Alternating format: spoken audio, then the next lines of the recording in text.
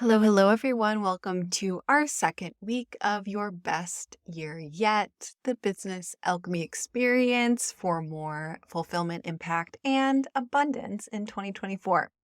So I hope you tuned in last week for our visioning, where we did a special visualization meditation for the year ahead. If you missed that, you can go back anytime and listen to it wherever you find your podcasts. And I do recommend listening to it soon as we're heading into the new year pretty quickly now. So today we are talking about goal setting. Goal setting is about giving a direction so that your actions and your magic are focused on a desired outcome. It also gives direction to the much larger support system that exists and wants to support you on your journey, be it angels, God, Jupiter, the earth, your ancestors, your community, spirit guides, your team, whatever else you relate to as the massive amount of beings and energy that also wants to support you in your work.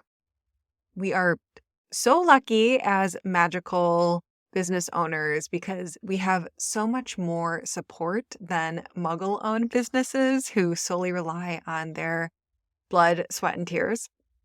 And before we dig in to specific business goals for the year, it's important for you to clarify a larger context here. What do you want out of your life?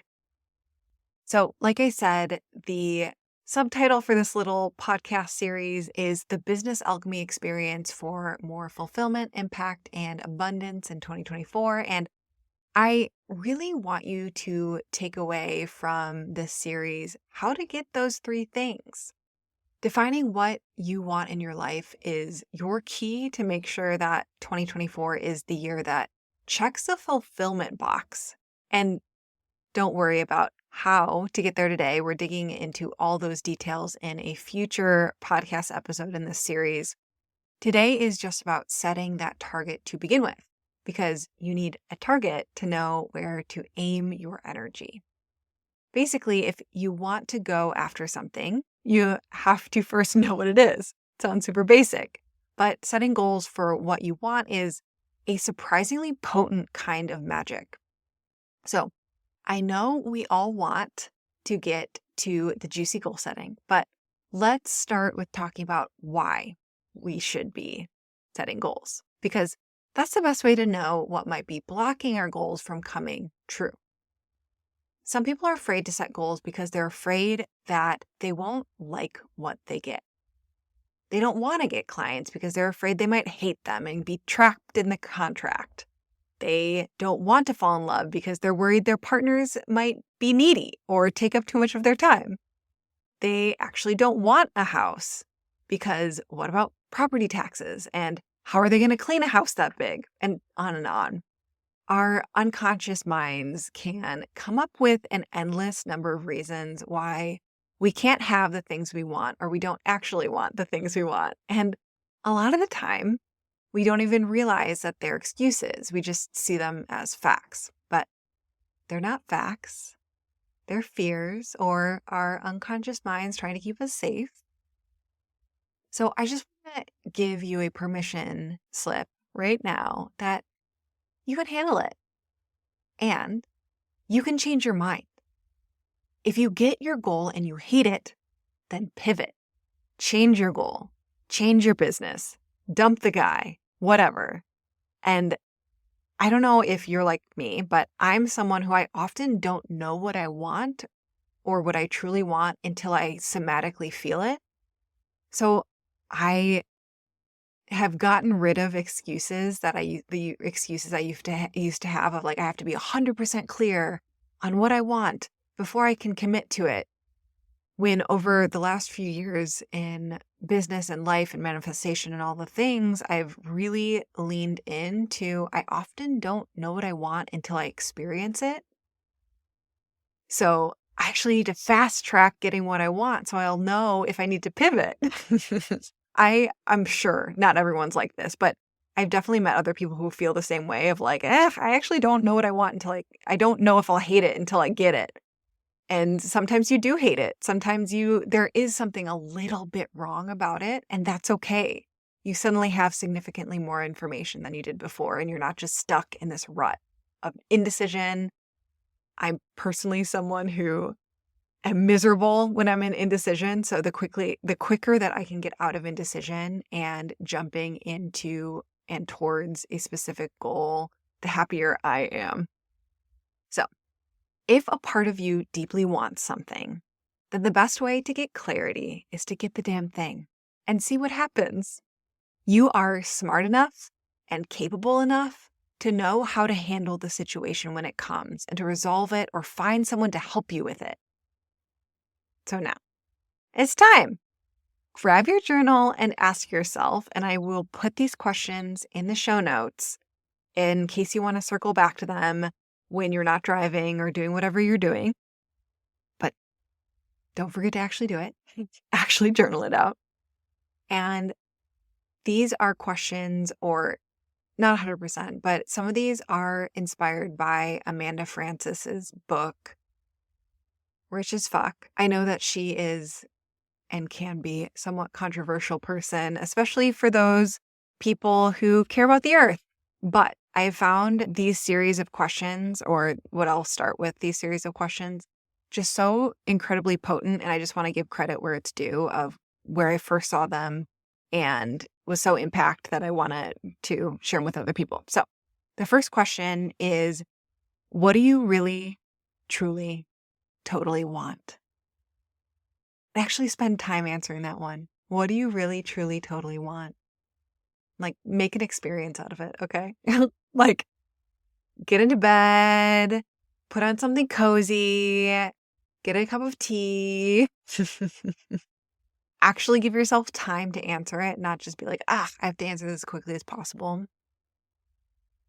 And the next one is, what would you want if no one would judge you for it? What would you want if no one would judge you for it? Our third one is, if no one would get pissed about you wanting it, what would you want? If no one would get pissed at you about you wanting it, what would you want? Number 4 is, if you without a doubt 100% would get what you wanted, what would you want?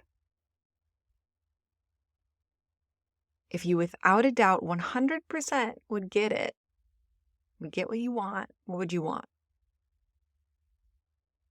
And our fifth one is, what would you want if there was a magic wand that would wave and instantly grant it to you? What would you want if there was a magic wand that would wave and it instantly grant it to you? So I'm purposely asking this with these wording variations. They might sound like the same question, but there are different angles. So please answer all of these separately. Like, don't read them all off and then start answering. Actually answer these questions separately, because it often brings up separate answers from you. It's addressing those underlying fears about being rejected, about your partner judging you, about all these things. So many of us feel guilty about what we want. We don't even dream of having certain things because we don't think we could have it, or we have guilt around it, or whatever baggage comes along with it, or we don't think we deserve to have something good.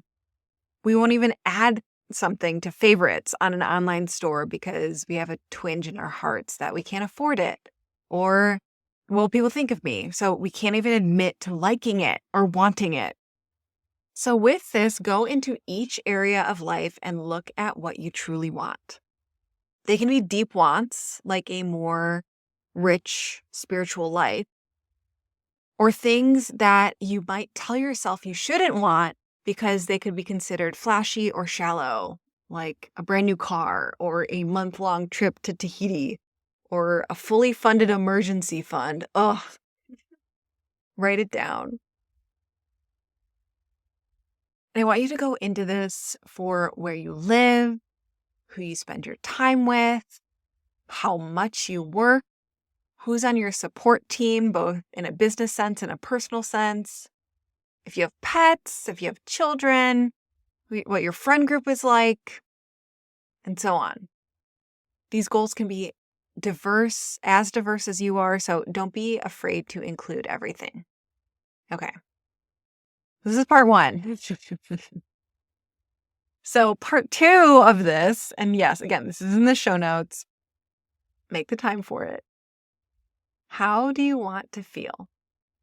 So this is important to ask in and of itself, because if, just to put out random examples, you say that you want a massive online business and this rich social life and all these things happening, but then when you come back to how do you want to feel, and the number one thing that comes through is peace, and you want to cross-reference these, because of course you can feel peace with a super busy life, with a lot of things happening, but it might be this checkpoint where those wants and desires either need to happen over a longer period of time, like where it's not all happening at once, or they could be more ego-driven desires.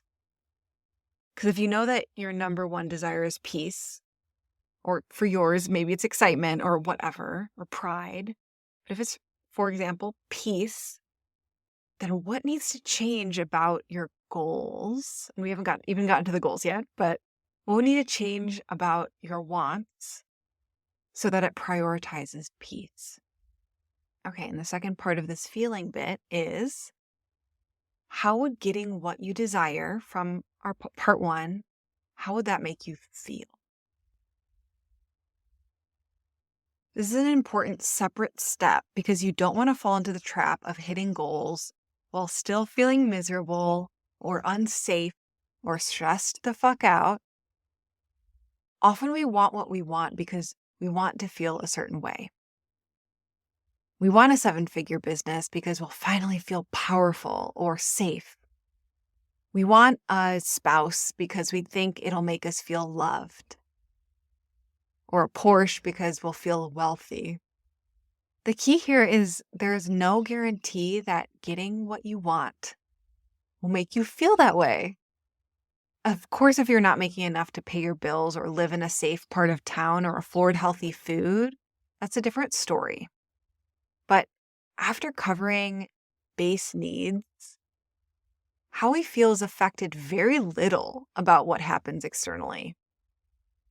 So building up our own ability to feel the way we want to feel is an important complementary part of goal setting. Work on your goals while also simultaneously working on feeling the way you want to feel. Practice feeling how you want to feel, especially in connection to taking actions on your goals. Okay. So that was the full preamble exercise towards actually setting goals. So let's talk about SMART goals. You've probably heard about this before, SMART goals, but SMART stands for specific, measurable, attainable, relevant, and time-bound. Structuring your goals this way gives you an anchor as you're setting goals and a framework for how to achieve them. And I want to add a note here about specific versus non-specific manifestors in human design. There's a part of the human design chart that tells you how you manifest, not just the energy type manifestor, but how any person manifests. And you can find out whether you're a specific or non-specific manifestor by looking at the arrow at the bottom left of your chart. So if you're not into human design, just let me get through this. You could just disregard. But for people who are into human design, there's a part of the chart that will show you if you're a specific or non-specific manifestor. So you just look at the arrow at the bottom left of your chart. So pull up your human design chart. And the idea is that some people are built to be really specific in their goal setting and desires. The more details, the better. While others are non-specific manifestors. And it's actually better to go more on feeling and more loose desires than it is about like, I need to define an exact list of the color of the eyes of the person that I'm going to meet and da-da-da-da-da. And You can Google how to find that in your human design chart, but I personally found it very useful because I found out I'm a non-specific manifester, so it's better for me to focus on how I want to feel and more general desires versus I want exactly X, Y, and Z. Because that for specific manifestors, that actually makes manifestation easier for them. So it helps some people to get super specific about their exact vision for the future, get super clear on what your soul is pushing you to do. The magic is in the details. So load up your vision with all the sensation, the things you want to draw in. And then there are non-specific manifestors like me. The name is a little misleading, but specificity is still key here. You need to know what you want. The difference is that if you're a non-specific manifestor, you're giving the universe a few different options to choose from for your vision. This isn't the same as calling in every vision you have. It's just about expanding your arsenal. So if your vision is to increase your audience, instead of hyper-focusing on getting a feature in Forbes, you might say or lean into, I want to be featured in an online publication that gets 10 million views a month. It's still a specific goal, but it's a little more flexible. So pick which approach sounds like it would work better for you. You might want to consult your human design chart to see what it indicates about you, and then turn everything into a SMART goal. So we want to be looking at every area of your life. And this is such a juicy exercise for this end of year period or beginning of January period. I mean, or like if you're listening to this later, anytime you really want to do a big reset and pivot in your life, like if you're feeling funky and you're like, I just need a big change, doing some serious goal setting in your overall life is like, such good juice for that. So I would love you guys. So write this down or look in the show notes. Setting 1 to 3 goals in the energy of work, money, love, family, spirituality, fun, and health. So those 7 areas. So work, money, love, family, spirituality, fun, and health.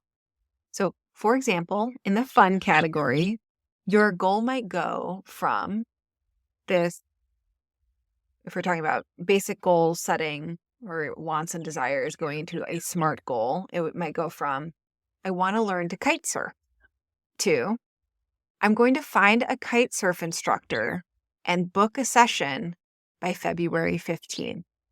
Then I'm going to practice at least once a week.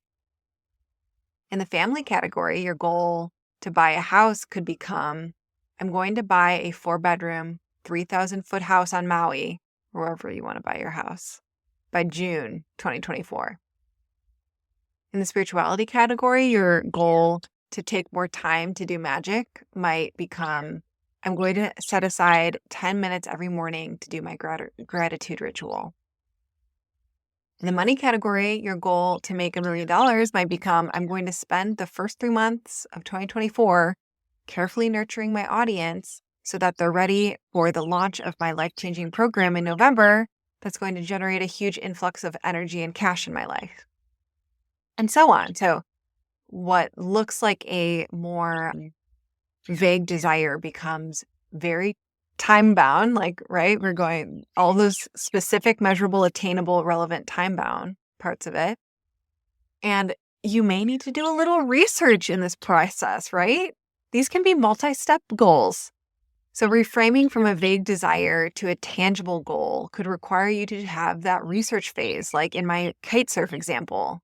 I need to find someone who teaches this. Or maybe you don't have a morning ritual, but you want one.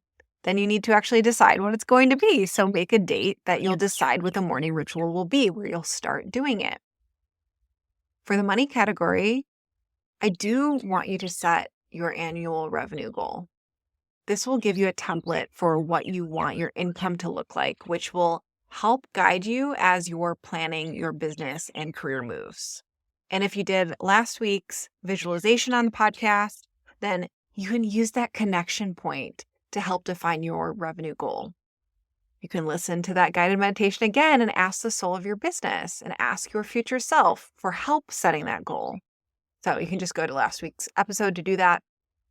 as you're thinking through all these goals, it's really important to ask yourself, what impact do you want to make? Again, our goal with this Your Best Year Yet series is more fulfillment, impact, and abundance in 2024. So we need to loop the impact we want to have on the world into this process. And this will help you get clear on what your soul is craving too. And impact can mean a lot of things. So the first step is to define it for yourself. What is impact to you?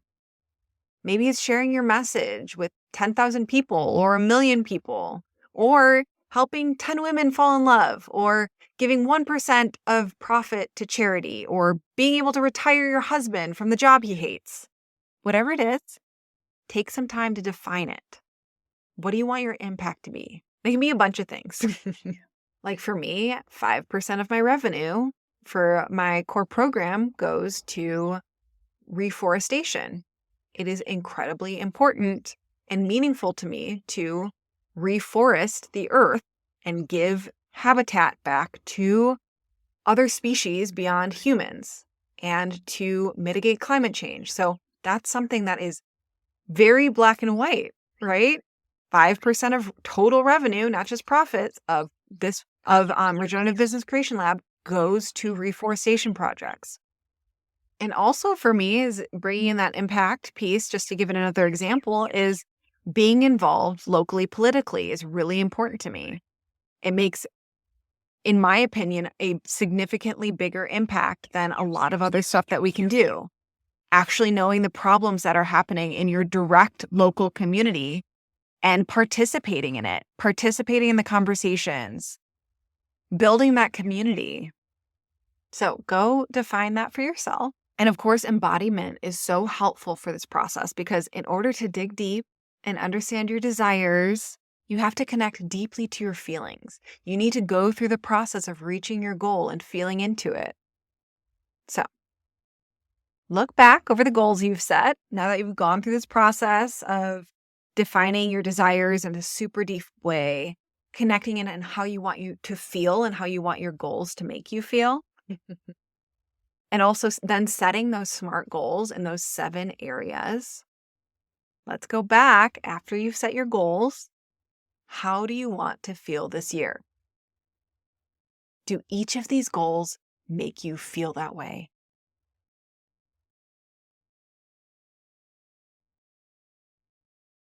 So I know I've asked you a ton of juicy questions today, and don't worry, all the questions are going to be in the show notes. I encourage you to take some time to journal after you're done listening to this episode and get super clear on what you want. Allow yourself as much time as you need to fully embody what it would look like to have those goals. And if you want to take this a step further to really anchor it in, find someone or a group of people to share your goals with, or at least the first draft. There's so much power in being seen and witnessed and wanting what you want and sharing your goals. I've seen so many women who were only able to reach the goals they set because they finally allowed themselves to get comfortable with those high sensations that come when they expose their desires to others. Ooh. And if you're posting them on Instagram or in your stories on Instagram, make sure to tag me. I would love to see what your goals are. Just tag at The Dirty Alchemy. And that is all for today. Make sure to tune in next week for our next episode in the Your Best Year Yet series. I don't know yet whether it's going to be our 2024 astrology or digging into the how of your goals. It just depends on when me and Robin can come together. We're still trying to schedule recording that episode, and that'll either be next week or the following week. It's going to be a really exciting conversation, so I hope to see you there. Until next time.